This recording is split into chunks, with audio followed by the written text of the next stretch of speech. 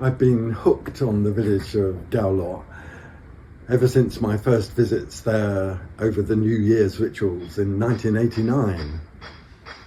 And what so attracted me was not only the village's living ritual traditions, but the personalities of the villagers themselves.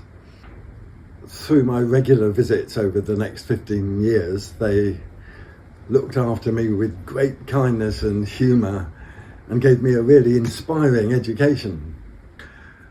Now, it's all very well publishing a book like this with loads of photos in black and white, and even the audio CD that comes with it can't really convey the vibrancy of ritual life in a village like this. So what we really need is a film. Hello. So here we go.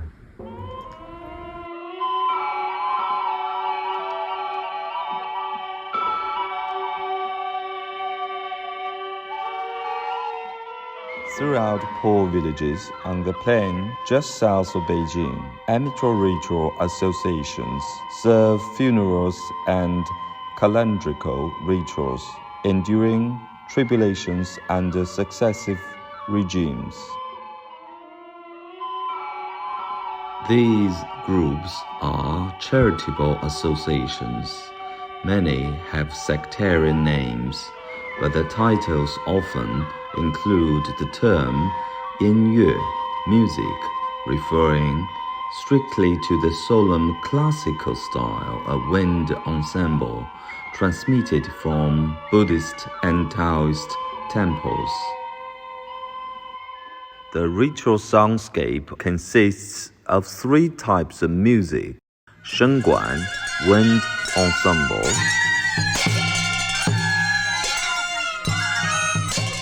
percussion,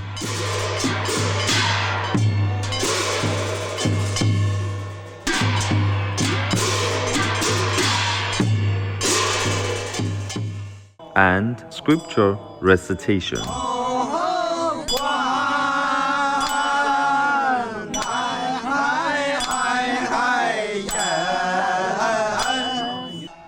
The climax of the annual calendar is the New Year's rituals before the gods in the lantern tent, representing the wishes of the whole village for peace and prosperity. We gained useful background on Gaoluo from village literature Shanfui. In the politically charged times of 1965, he was given the task of writing the village history from the Ming Dynasty founding right through to the 1949 liberation. Our earliest clues to the ritual life of the village are precious scrolls, sectarian manuals that have miraculously survived from the 18th century. By the late 19th century, some village families had converted to Catholicism. In 1900, as the Qing dynasty was collapsing, serious social tensions led to the Boxer Uprising, supported by village ritual associations. In Gaoluo itself, there was a notorious massacre of the village Catholics. From the 1920s, surviving Catholic families in the area were re-evangelized by Italian priests from Verona, led by Bishop Tarcisio Martina. This stimulated a competitive revival of the village's own ritual associations. Through the 1930s, the whole region was in turmoil under bandit raids and Japanese occupation. But in 1943, a cultured teacher from a nearby village made exquisite copies of Gaoluo's old precious scroll telling the story of the goddess Hotu, both for his own village sect and for Gaoluo. During the 1940s, underground communist heroes emerged in Gaoluo, like Cai Fuxiang and Cai Yongchun, who were both also outstanding performers of the village's religious scriptures. The 1949 liberation promised a relief from years of conflict, but from the mid-1950s, increasing collectivization led to a devastating national famine. Still, even in 1959, in another village nearby, a former Buddhist monk managed to train disciples.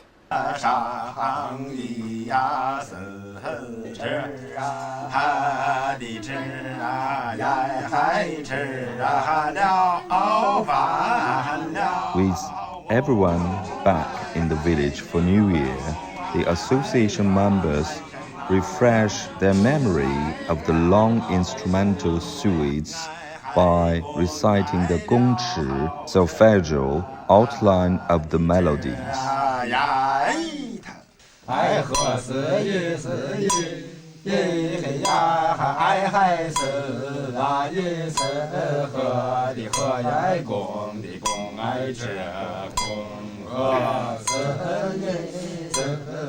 Later, they rehearse with the instruments ornamenting the skeletal melodies of the score.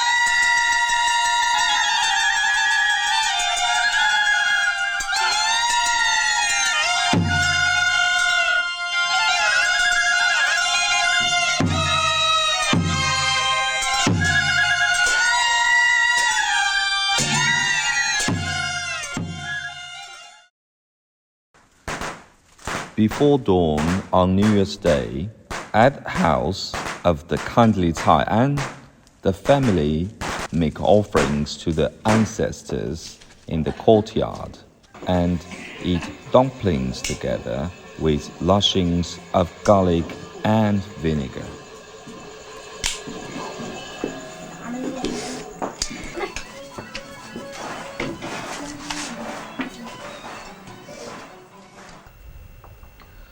On the third day of the first moon, families make offerings at the graves of their ancestors.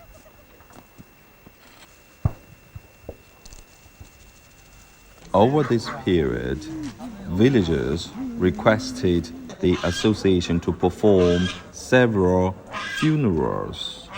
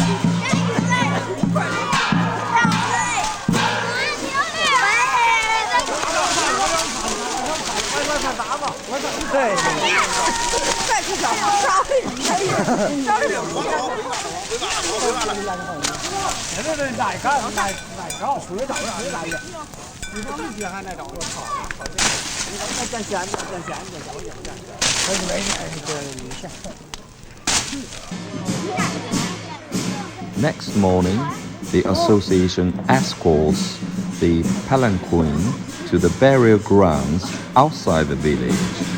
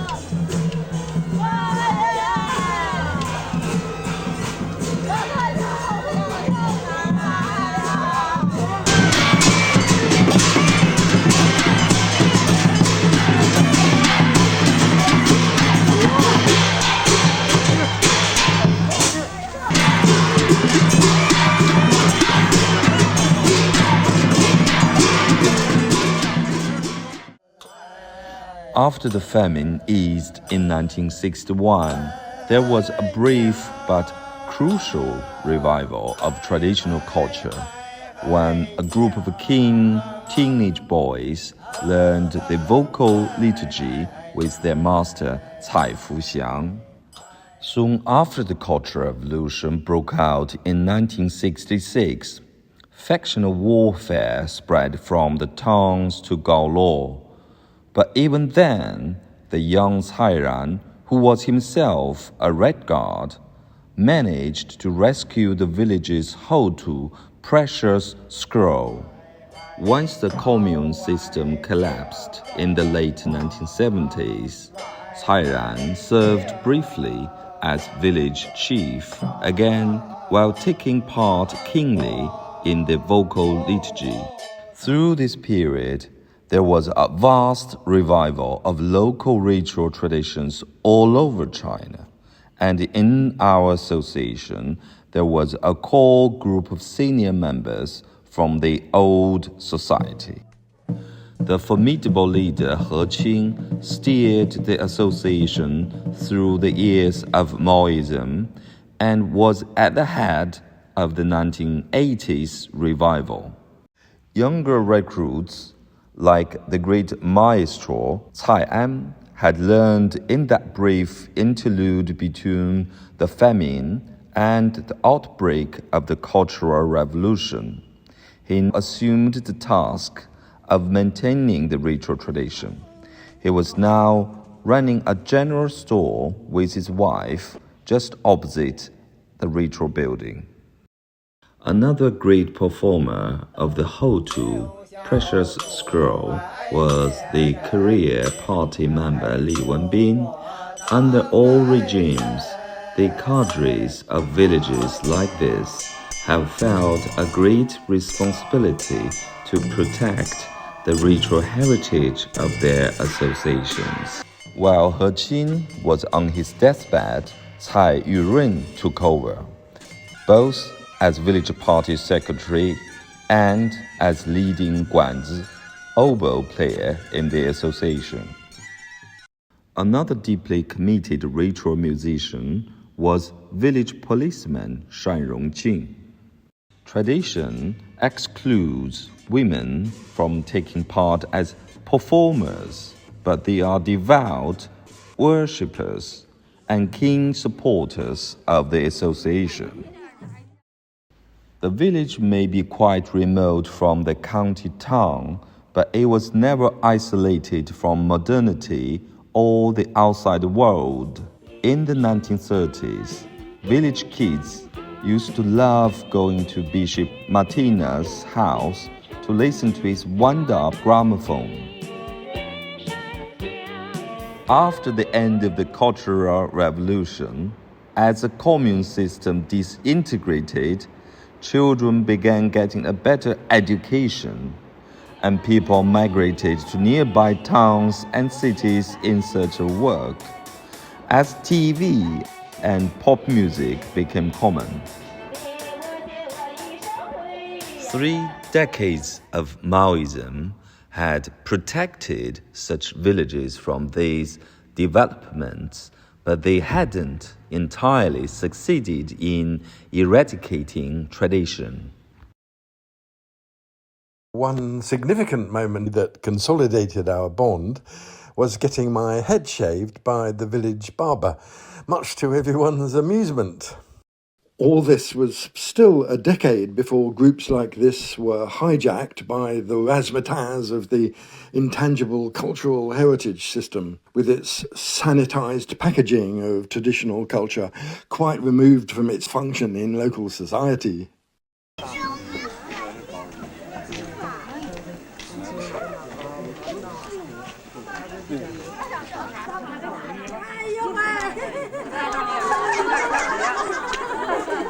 All 4 ritual associations in North and South villages have their own public building, which during the annual rituals functions as a temple or lantern tent.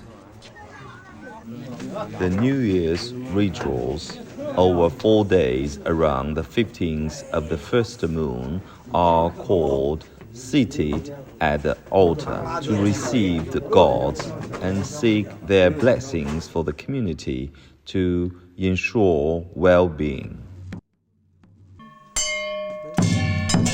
They open the altar for the first time on the 12th.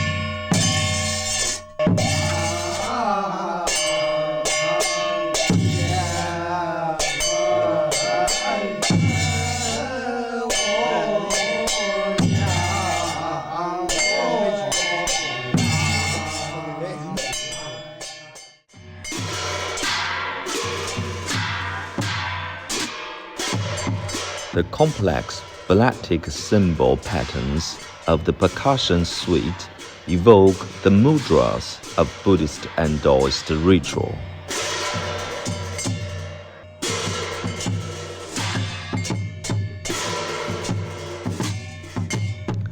They learned with the help of mnemonics, a composite aide-memoire based on the sounds of the 2 types of large symbols for and now and the drum patterns.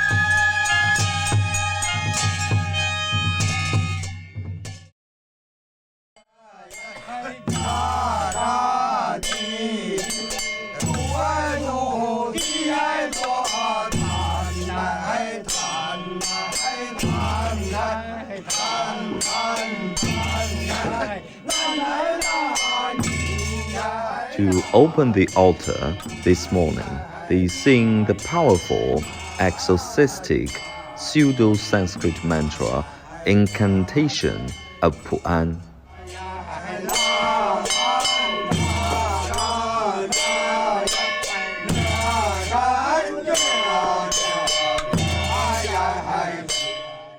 Later that morning, all 4 ritual associations in South and North villages go on procession to pay mutual respects. First, our association sets off from the ritual building. They are greeted by the Eastern Lantern Association of South Village, known as Guanyin Hall.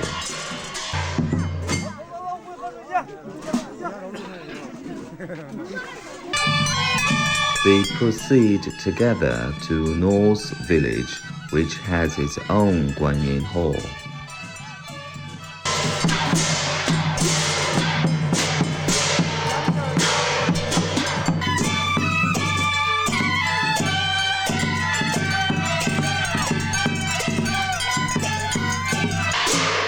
The groups combine to play the percussion suite.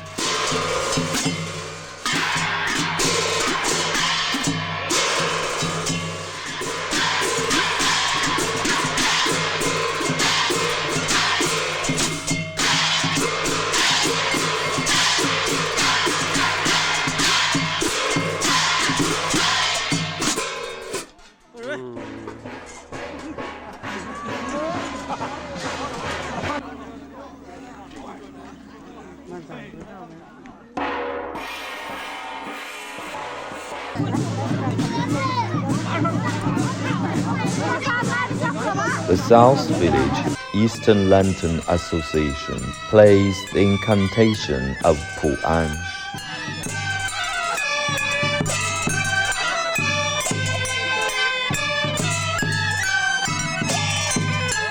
These 2 Eastern Lantern Associations play in the more folksy southern style, adding large guans, oboe, and bowed fiddle.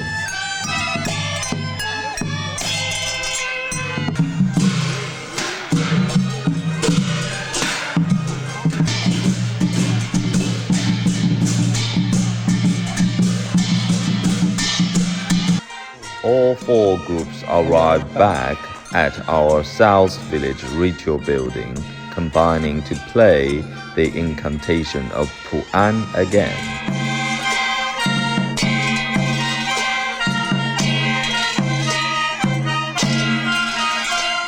Our group holds its annual banquet at the house of Shan Minghui, while Cai An occasionally reminds people of the association's moral purpose. Other groups perform too, notably the village Catholics, demonstrating with their brass band. With a fine sense of irony, they wear old police uniforms.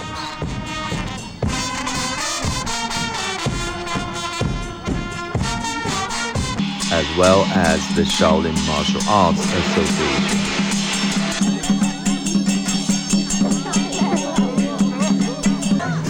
On the evening of the 15th, the lantern tent is packed as worshippers offer incense in the courtyard outside.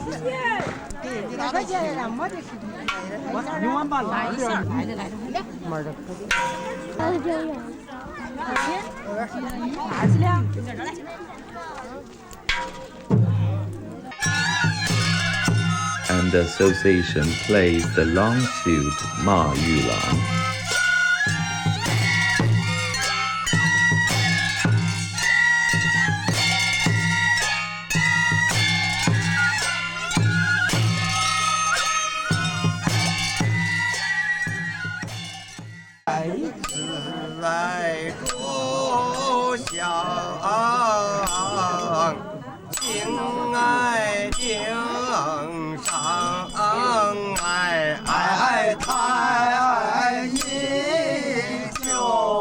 The vocal performers recite sections of the Hotu precious scroll, and then they sing the incantation of Pu'an, now with the Shengguan ensemble.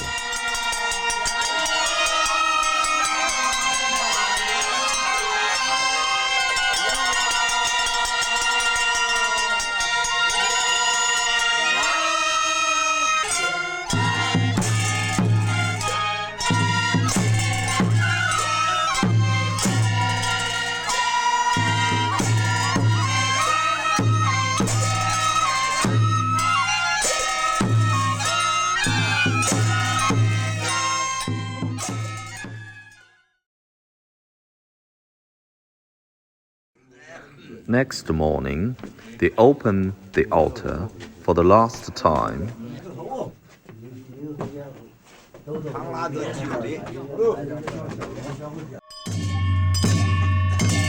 This time, including the heart scripture.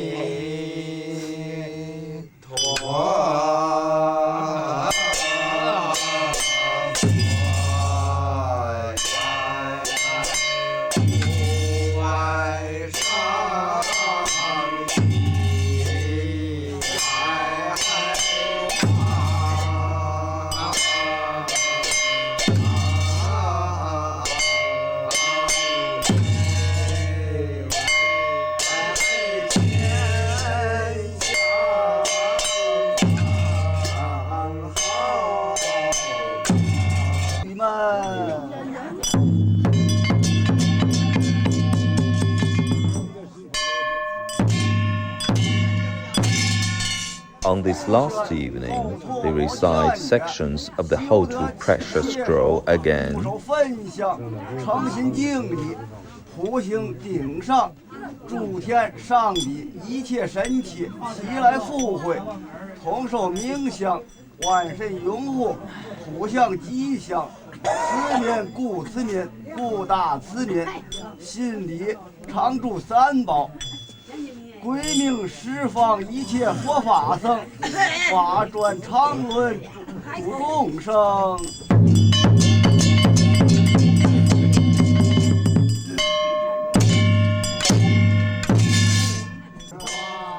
And finally, they recite the hymn to escort the gods away.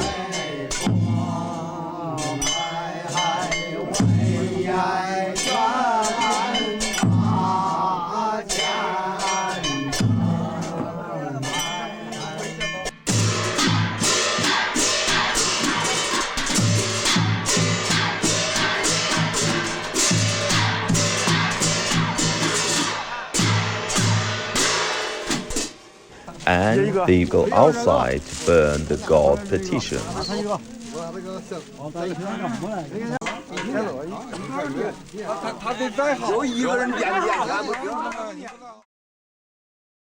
Almost 30 years have gone by since I filmed that footage, and it already seems like ancient history. Revisiting all this material makes me feel so nostalgic. You can see what a deeply serious business it is. And sure, it's fragile, but they've been so tenacious in maintaining the village's ritual traditions through successive ordeals. Invasion and civil war before liberation, the years of Daoist campaigns and famine, and new challenges since the 1980s reforms. Society changes constantly.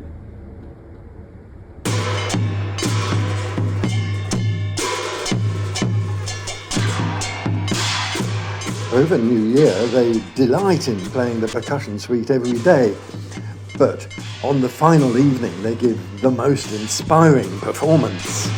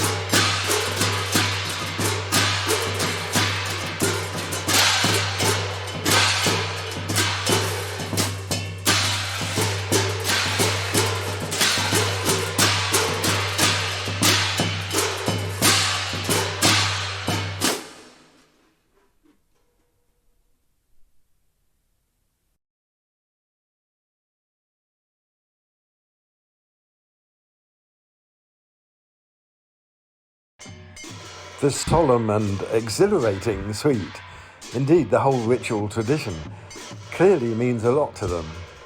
We all enjoyed this experiment at the house of Cyan, as he and Tsai Yuzhun patiently took me through the 7 sections, helping me get a grip on the piece by reciting the mnemonics while demonstrating the actions of the large symbols called bo.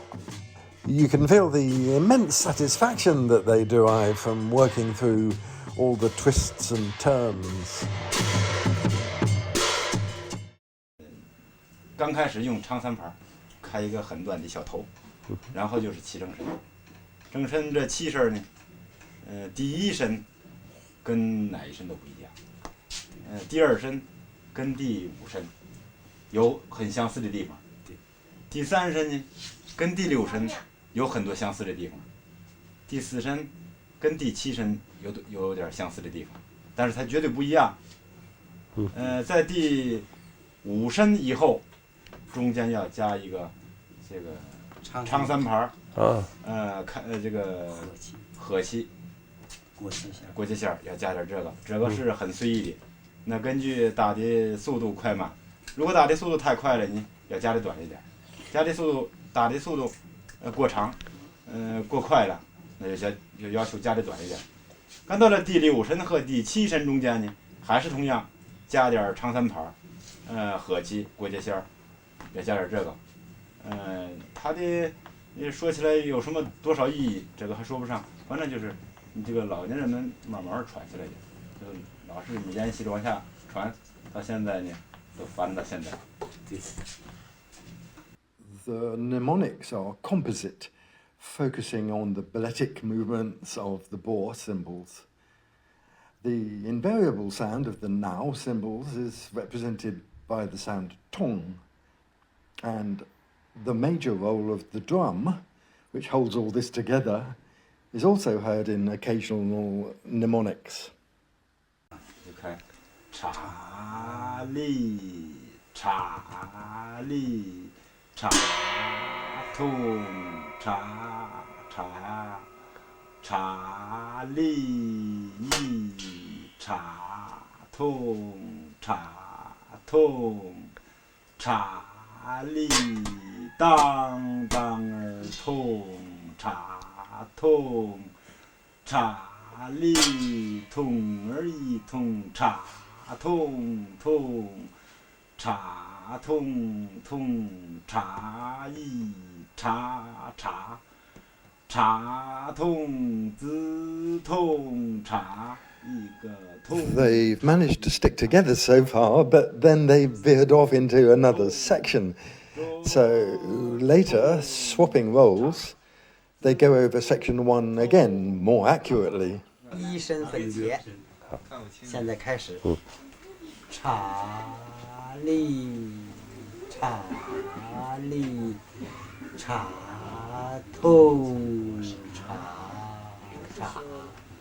茶通一，茶通茶通，茶里当当儿通茶通，茶里通儿一通茶通通，茶通通茶一茶。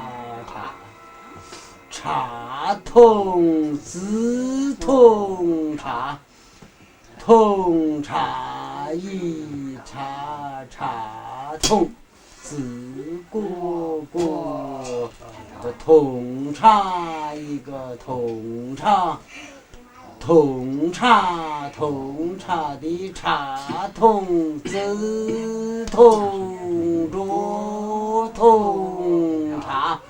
子通茶，个通个通个茶里一个茶通个龙通子里，茶呀个通茶的茶通子里，茶呀个通茶的茶通桌里。So here's that first section for real.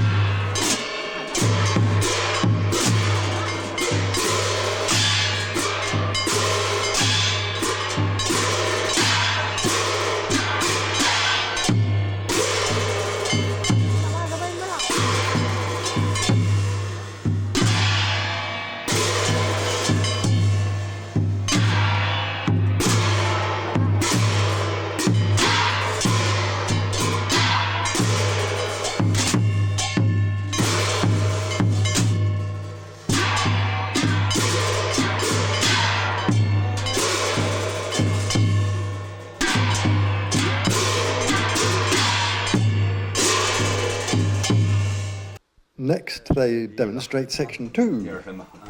筒儿一个笼筒，桌儿个笼筒，桌筒筒，桌筒筒，茶一个茶茶，茶个笼筒筒个筒茶一个茶茶，茶个笼筒桌里，筒儿一个笼筒，桌筒筒，茶里，字茶个字筒筒。